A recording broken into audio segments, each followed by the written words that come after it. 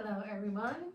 So I wanted to tell you guys about a client who came to see me. We are going to call her Sylvia. Okay.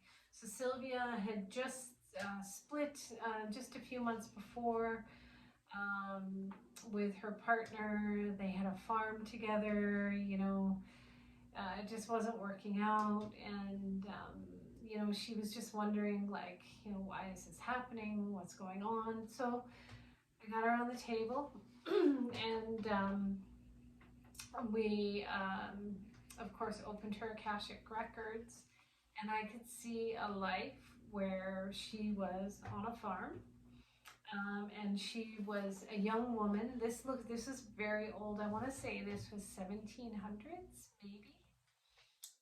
Sometimes it's hard for me to figure out timelines, but it was hundreds of years old.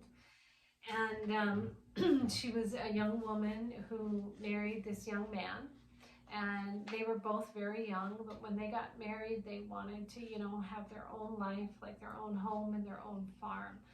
And so he grew up farming, but he wanted to do everything himself. Even though he had a very loving family, he didn't want his family to get involved.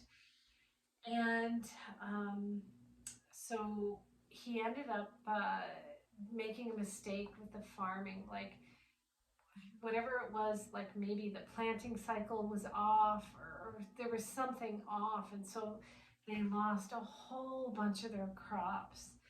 And it was all related to, like, the planting cycle, planting at the wrong time, weather, and the farm just wasn't doing well. And he became, even though he was very loving to his wife initially, he became just really obsessed with trying to make this work. And he was always working, and he was stressed, and he was depressed, and he was freaking out, and his wife just didn't know what to do, and she just pretty much just shut down, because no matter what she did, it wasn't helping him at all.